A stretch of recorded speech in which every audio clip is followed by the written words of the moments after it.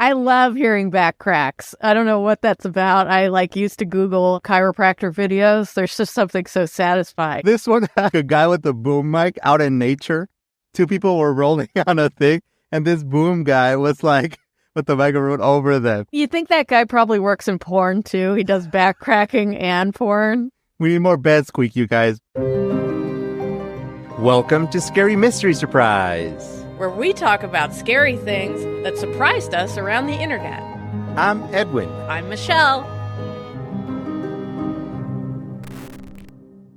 Well, number one, happy Valentine's Day. Oh yeah, happy Valentine's Day. You know what's bizarre is that Valentine's Day has this weird connection to vampires. I know. Why are vampires so sexy and cool?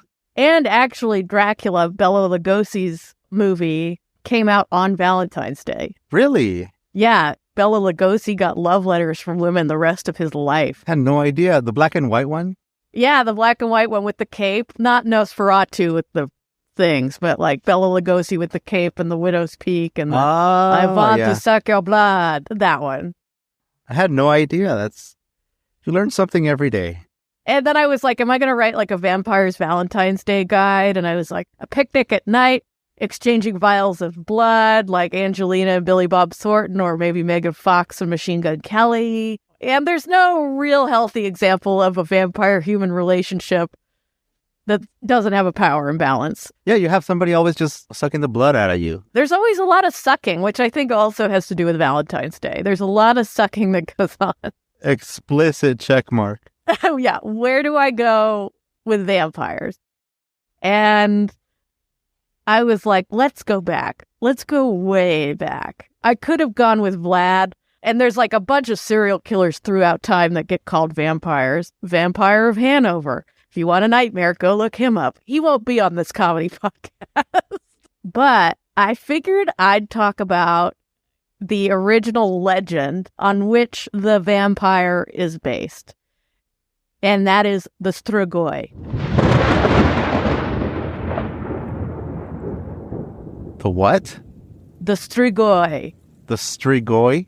The Strigoi. So it's spelled Strigoi. So Strigoi. Strigoi. It's a legend that's based out of Transylvania, which really makes the legend like Romanian and Hungarian because it's Transylvania's traded hands so many times throughout history. They share the legend now. So Strigoi are said to be bald on the top of their head. They do not eat garlic or onions. They avoid incense. Its spine is elongated in the form of a tail covered with hair. Wow. Okay. I'm probably like 4 out of those 5 descriptions. And there's ways that you could be more, because there's 2 types of Strigoi. There's a living Strigoi, and there's a dead Strigoi. Ooh, okay. The living Strigoi, basically a living vampire, is basically someone that's said to be destined to become a Strigoi. So like a sorcerer or a witch, but they're very much alive and maybe look like all of us, maybe a little bit paler. And then I wrote, how do you become a living Strigoi, Edwin? I'm glad you asked. Well, I asked. Yeah, thank God you asked, because I have a whole list here. Things that might make you a living Strigoi. Let's see. Oh, you're born in your amniotic sac? You're born with a tail? Or you're born with dry skin on your head? Cradle cap. That means that your mother drank demonized unclean water during pregnancy. All right. Demonized water. Like, that sounds like a cool energy drink to sell. Demonized unclean water. If you are born the 7th child with 6 other children of the same sex, you could become a Strigoi. Well, hold on. So if your family has 6 boys ahead of you and you're the 7th boy born, you can become a Strigoi. If you are your mother's 3rd bastard child, you can be a Strigoi. If your mom's shacking up not married and you're the 3rd one, you're fucked.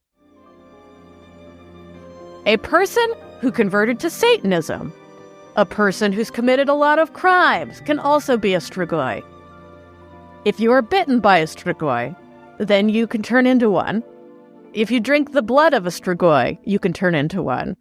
What? You're just drinking blood. You're like, hope this is not Strigoi blood. Look.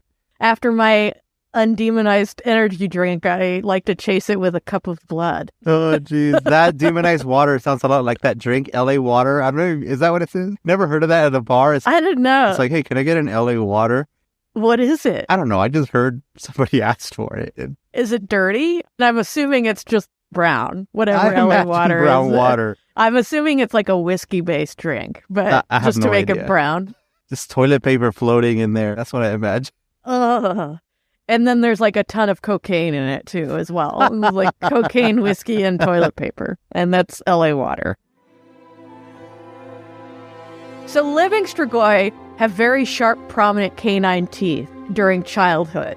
So they'll have little fangies. And they develop much faster than normal children. They're more mischievous. They lie, they kill small animals, and they steal. They're more active at night. And they can be shapeshifters. And they can turn into cats, dogs, pigs, owls, even wolves. Dude, this sounds like the perfect monster.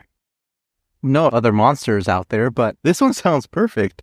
So the thing is that they're alive. So it's their souls that leave their bodies at night and wander around and cause mischief. So like that's like the evil part. Wow. Okay. So anyway, strigoi, stricoli. I keep wanting to say stricoli, and that's not the word. Sounds like a pasta thing. It does sound. It sounds like an American pasta, a stricoli. Let's go get some stricoli, guys. Yeah, I heated up a can of stricoli. Wait, hold on, Michelle. I have a question though.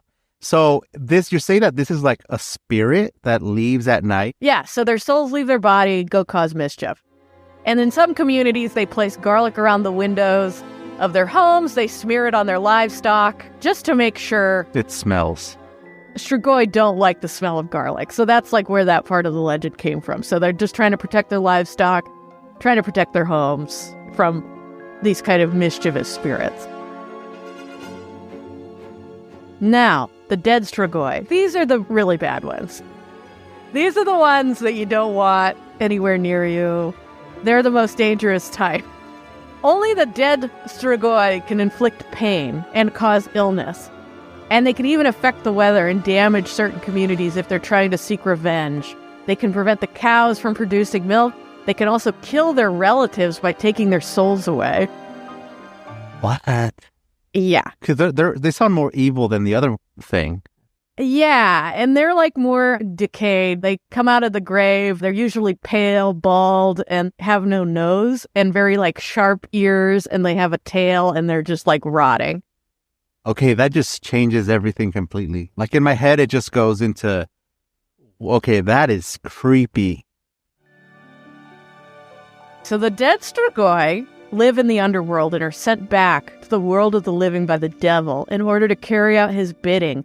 They also suck the blood of their family members and livestock. As they do, they become more powerful, giving them superhuman speed and strength. Besides shape-shifting, become invisible and drive people away from the villages and torment their family. And by the way, what time period are we talking about here? Like nowadays? The people that got mushed together to become Dracula, there's a bunch of people that got mushed together, are all from this region. So that's the 1400s to the 1600s. We're in that range. Imagine something horrific like Vlad the Impaler decides to come and put somebody's head on a stake. That's only going to add to this myth. It's only going to add to the background. So the strigoi is like the background myth in which all of those things are based. It's so hard for me to imagine times like those. We're in proper medieval times, and the strigoi are terrifying. If your community was being terrorized and you didn't know why, a common way to find a vampire, strigoi, was to place a 7-year-old Edwin, dressed in white, on a black horse near a graveyard at the middle of the day. It was believed that the horse would stop at the grave that was suspected of being a vampire. The horse knew, like, the horse would know which grave you had to get into. And what would they do when you found it? You would dab it again? So there was like a few things. So they could stick a hawthorn branch in the heart. It was weird because a lot of the things didn't seem like it was to actually kill the vampire. It was to keep it in its grave. You could use iron nails, stake it into its grave. You could bury it face down. a lot of people would bury a scythe over its neck, so if the thing started to come up, it would chop its own head off. Instead of just chopping its head off right there and then. Which is also an option. They would also chop its head off. In severe cases, if their family was getting sick, they would take the corpse, chop it up, burn it, mix the ashes with water, and then have the family members drink the concoction to help with any sickness that they might have been having. This is real. Yeah, this was the belief. And then that belief turned into real customs of putting the scythe over somebody's neck, and people would drink the ashes. Oh, no. I'm in shock. I think I've heard of something similar, but I don't know. I don't know what to say. That is... Yeah, nobody's getting better. It doesn't make any sense why they would do that. Why the ash? I wonder what was the belief behind that. I think it would be that the strigoi was stealing your energy, right? It's stealing your energy, it's stealing your blood. And so if you kill it and consume it, you'll get that back. We see that there's no logic behind that. That was the cure. That was the cure.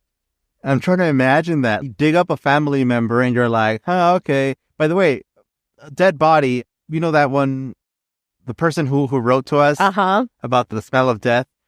I'm thinking, okay, somebody's actually decaying in their coffin. They're probably melted into the thing already. Now you have to... Yeah, you got to dig them up. Chop off their head, which is, probably you would just literally lift it up and it'll fall off. It depends on where they were in their transition, right? In decay. Because a lot of the time, dig up somebody and they hadn't been dead for that long. So it's they could still see the hair growing and the nails growing, which we know now is just actually the skin receding as you decay. So your nails aren't really growing and your hair is not really growing. It's just your skin kind of contracting. But I do have a case example, which is maybe the first example of a strigoi, and it's from 1579. You got it. I got a strigoi. I got a real strigoi here. He had a tail? Oh, he's a creep.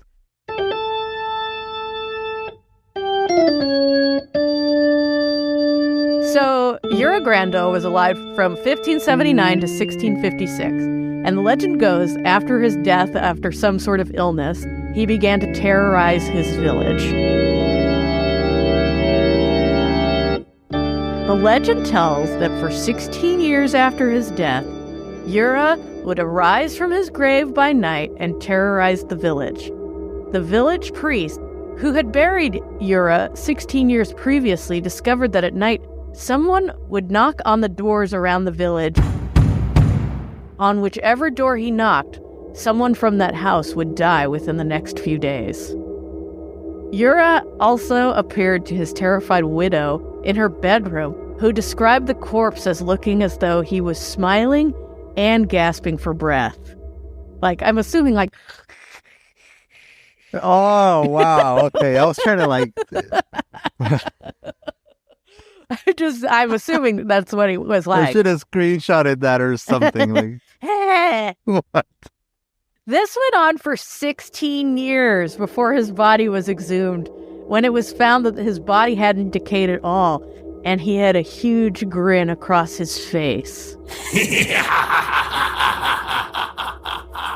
The townspeople found his skin was completely impenetrable, and even though they were trying to stab him and stake him in the heart, it wasn't working until they did a couple exorcisms.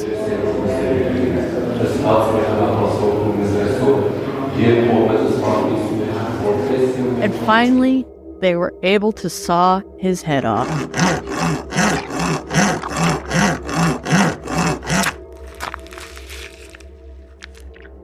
At which point, blood spewed everywhere. Blood? And the vampire screamed, but eventually died. And the legend goes that after he was decapitated, peace resumed in the village. That is a really cool story. That's awesome. I like it. I like it a lot. I like legends like that a lot. I just find it so funny that vampires are so like sexy now when this was like the most unsexy story I could have just told you. They have tails. They have like little bald spots on the tops of their heads before they even become full vampires. Come on, weird little hairy tails. It's hard. I mean, it's always been difficult for me to see like vampires as this like cool hip thing, and because I mean, I never watched any of those vampire movies. The recent ones. I'll forever love Eric Northman and True Blood because come on, I have to note this while I was researching. There is some sort of young adult fiction called Vampire Academy that has its own lore with the Strigoi and different types of Strigoi, because sometimes the dead Strigoi are called, I think they're called Morai, but I couldn't find where that was official and if that was just actually the Vampire Academy's lore. And so I had to be a little careful to not just repeat some young adult fiction. Like the Ministry of Magic. So I was just like, I'll just call them the Strigoi. A living Strigoi and a dead Strigoi. And the dead Strigoi you don't want, and the living Strigoi you can deal with. Because they don't like garlic, so. It's, like, I imagine them as little alien-looking creatures, like human, weirdly, like, slithering, like, snaky people. I don't know. Oh, yeah. And they have sharp teeth. They have, like, those weird sharp teeth. You know, those teeth that everyone in LA will have if there's ever an apocalypse and all their caps fall out? Yeah, those teeth. Oh, as in anything dentist drills, like the act of shaving down a... okay. I read in the news recently, not read it, I think I heard it somewhere, about a woman that woke up during her funeral. Which is so fitting to this now. I'm glad that they didn't, like... put a thing over her neck. So she just sat up and chopped her own head off. Yeah. Wakes up during funeral. That was recent. It was recent. 6 days ago. I'm glad they didn't embalm her, because usually they switch blood out to embalm somebody. Look, it says right here, U.S. woman presumed dead wakes up in body bag, gasping for air. The woman was put into a body bag and taken to Ankeny Funeral House and Crematory, and then their staff members discovered that she was still alive.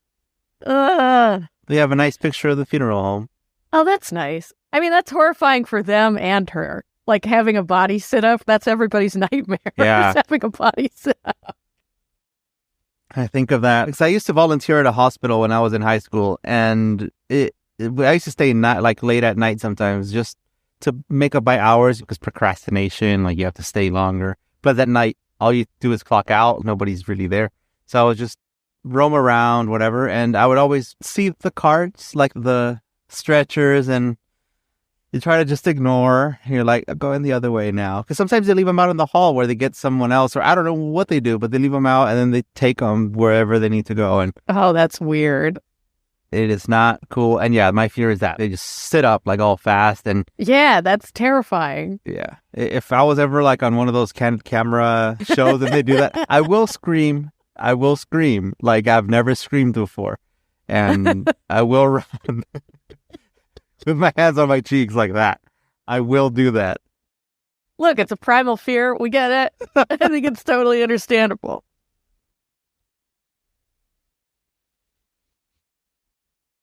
Yeah, but that's all I got. I'm trying to spitball any sort of vampire-y Valentine's Day thing, but what else is there? I don't know. Did you ever see Twilight? I think I did. I remember I had a friend read us aloud the Twilight books while I was on a road trip, and it was delightful because they were so bad. Like, the writing is so bad in the Twilight books, and she was like reading the character of Bella as a Kathy cartoon. Ack! Oh no, Edward! Your skin is so shiny! Like, just... I am so jealous you have friends that will do that for you. Oh yeah, it was the best. It was like, we just loved it. And then at one point we were like, read us more. We want more. Oh man, that was good. Thanks a lot, Michelle. I learned a lot. I want to look up a picture of this. Are there any illustrations of Yeah, they aren't sexy Vlad. They're not sexy Dracula. They're not sexy Bela Lugosi. They're not sexy Alexander Skarsgård. Oh, okay, this is evil looking. It's holding a heart. Oh, wow, okay, these things are ugly, okay. Oh, also, in 2004, there was a case in, I think, Romania. They thought they had a Strigoi in their village. And so, like, this guy died, and then his brother-in-law became convinced that he was a Strigoi. So they dug him up, cut out his heart, and cremated it. And then 9 of the family members drank the cremated remains. And then they got in trouble with the government because that's illegal. You can't eat a dead body. Can you drink a dead body? I don't think you can drink a dead body. I think it's messing with a dead body. I don't think we're allowed to mess with dead bodies. See, I think that's where vampires should have gone. Towards that angle. Yeah, instead of with a weird sexy vampire. Like, that's not a sexy vampire. That you don't want in your room. That you're like, I will smear myself in garlic for the rest of eternity to keep that away from me. What other monsters do you think could be sexified like that? I really don't think you can do that. Imagine, let's see what. Vampires and witches are sexified, but I don't know what else. You can't really sexify Frankenstein since he's just cut up pieces of corpse. Zombies?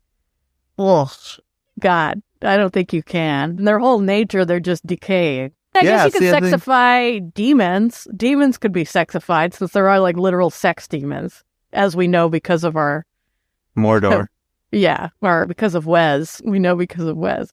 If you know of any other creatures that could be sexified, please write in and tell us. So the voting's over.